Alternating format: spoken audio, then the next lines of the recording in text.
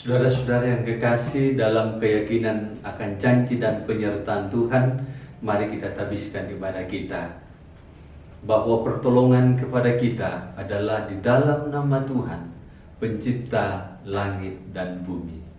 Salam kepadamu, kasih karunia dari Tuhan Yesus Kristus menyertai saudara-saudara. Amin.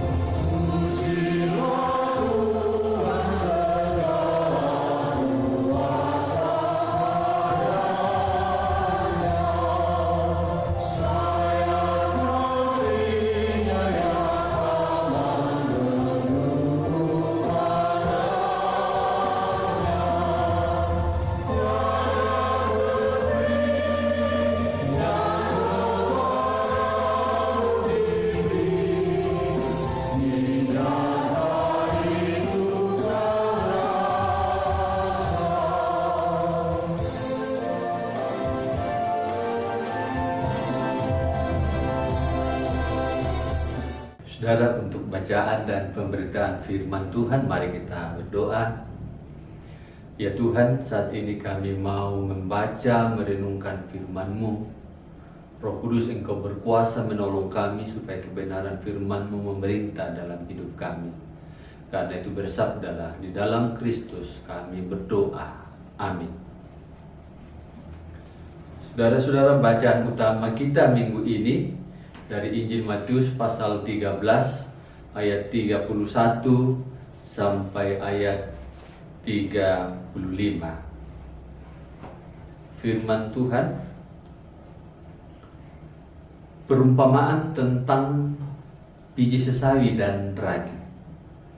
Yesus membentangkan suatu perumpamaan lain lagi kepada mereka, katanya, hal kerajaan sorga itu seumpama biji sesawi yang diambil dan ditaburkan orang di ladangnya.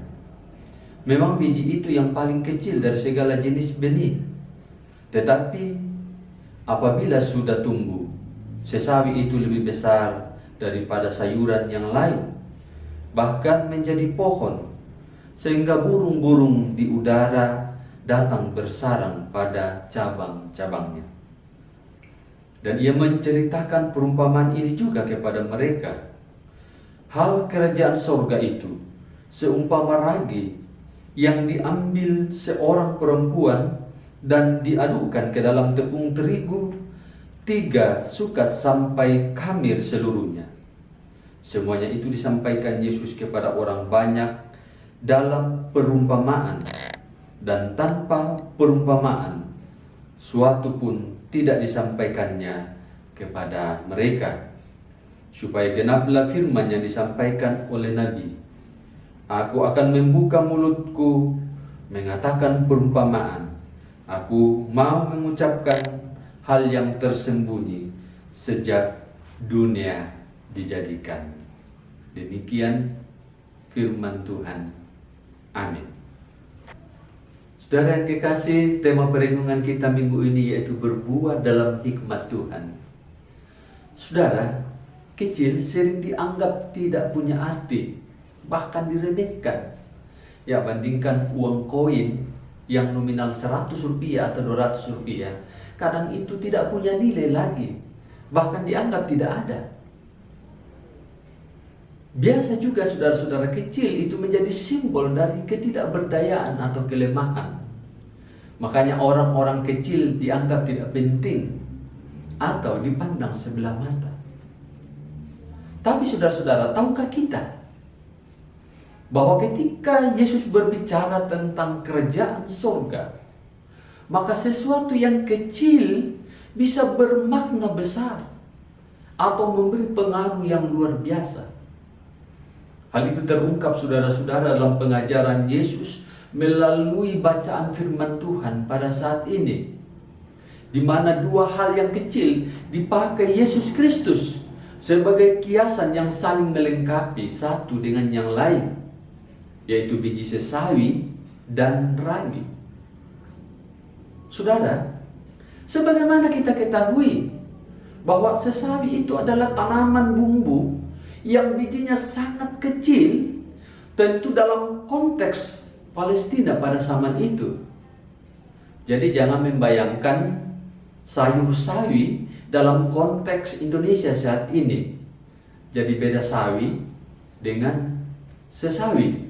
Nah saudara, sekalipun biji sesawi itu kecil, tapi saat proses pertumbuhannya bisa menjadi tinggi, bercarang sampai mencapai 3 meter. Sehingga burung-burung dapat berteduh, berlindung, membuat sarangnya di sana. Makna rohaninya bagi gereja saudara-saudara, bahwa jangan kita menganggap remeh hal kecil.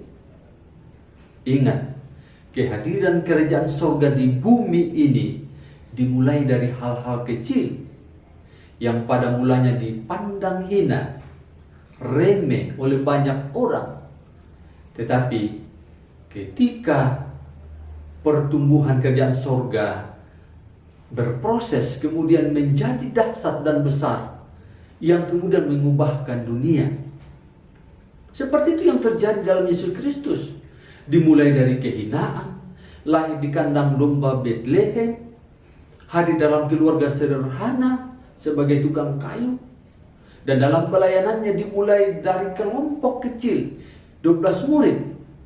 Tapi lihat saudara-saudara, kerajaan surga telah berkembang, berkuasa di dunia ini, dan terus berproses dalam pertumbuhannya.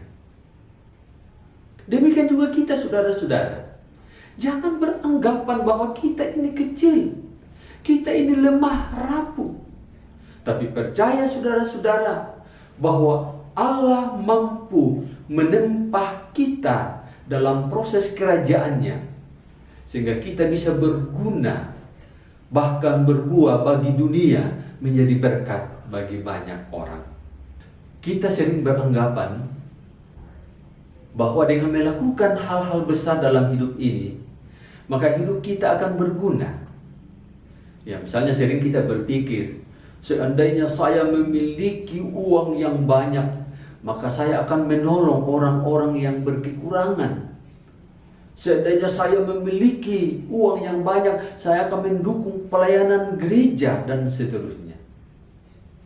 Ingat saudara-saudara, menjadi berguna tidak selalu dengan hal besar, tapi hal yang kecil, sederhana pun, jika dengan tulus dan diimani, maka akan memberikan dampak. Begitu juga ragi saudara-saudara. Ragi adalah zat bahan pengembang yang digunakan dalam pembuatan roti. Dan dengan sedikit saja saudara-saudara akan mampu mengkamirkan atau mempengaruhi, mengubahkan seluruh adonan, sehingga adonan itu mengembang menjadi besar.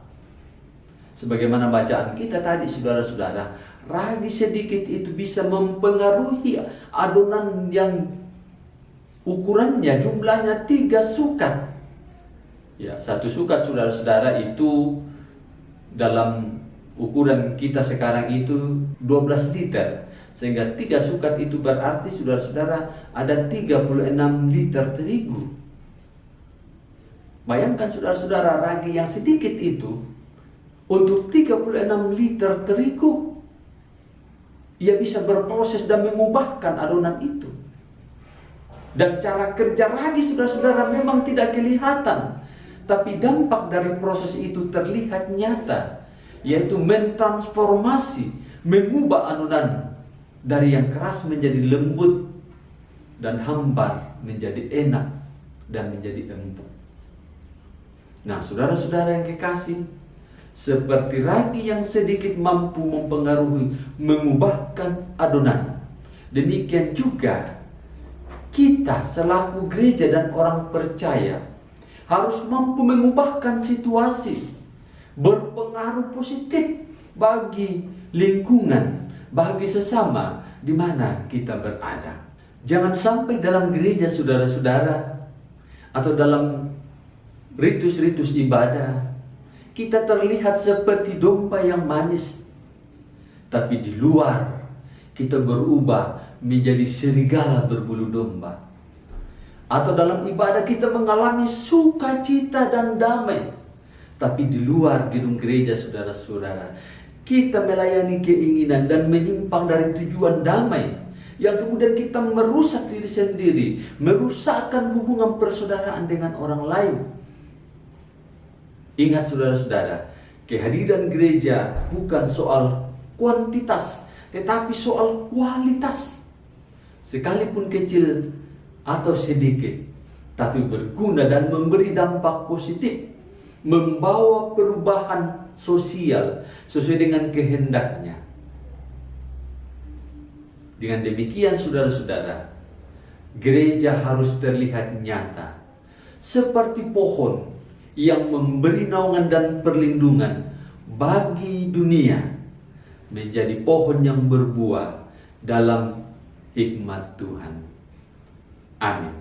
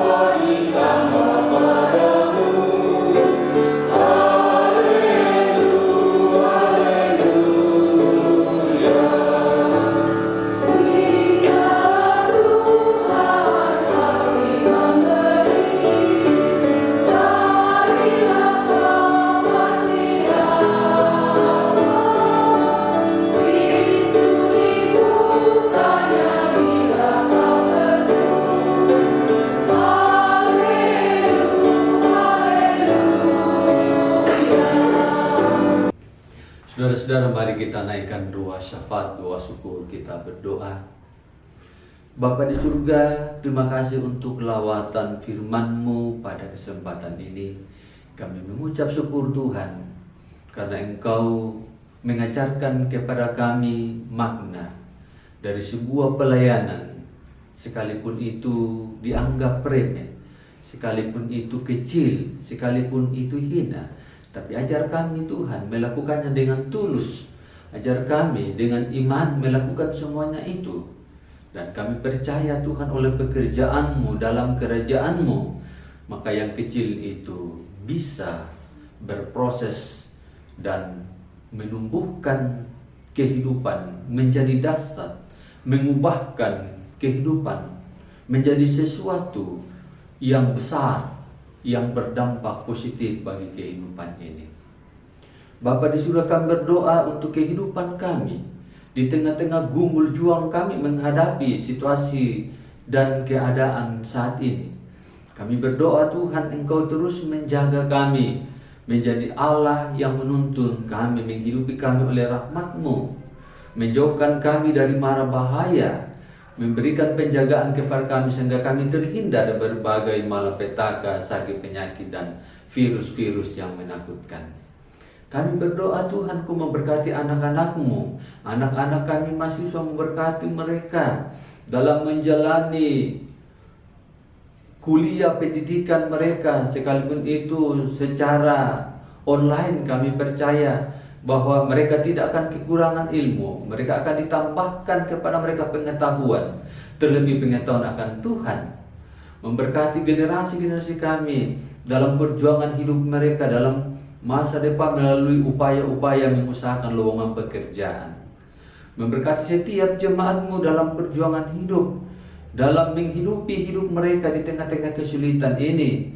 Tolong Tuhan, kiranya Engkau Allah yang terus mencukupkan kebutuhan-kebutuhan bagi hidup kami bersama.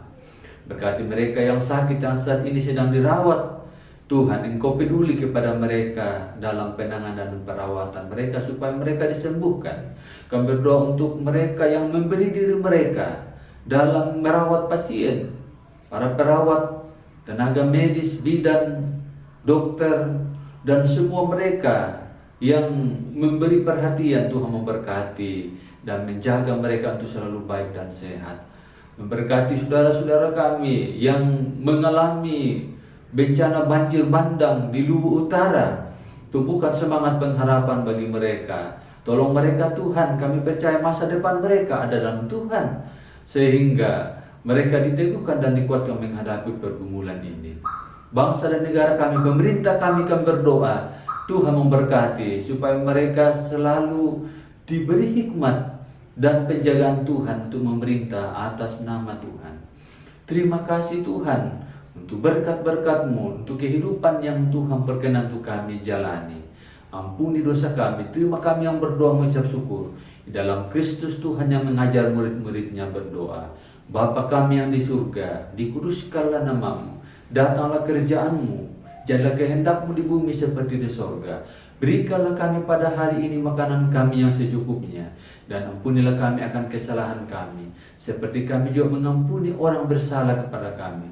Dan janganlah membawa kami ke dalam pencobaan, tetapi lepaskan kami daripada yang jahat, karena Engkau yang mempunyai kerajaan dan kuasa dan kemuliaan sampai selama-lamanya. Amin.